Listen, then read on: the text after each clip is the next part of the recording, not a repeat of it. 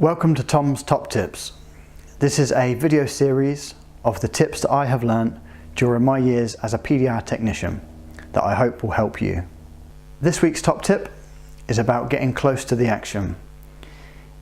When you get yourself in a position that you're looking at the dent and you'll get into a level where it's smaller and smaller so that you've almost taken out the dent, get yourself a little bit closer and have a look at the angles, effectively giving a zoom in so that you have a real close look at those high spots and low spots. This is often missed, but particularly if you're moving around the angles and checking it from the other side, don't be afraid to get really up close to the dent to make sure you can really see what you're doing. Thank you for watching.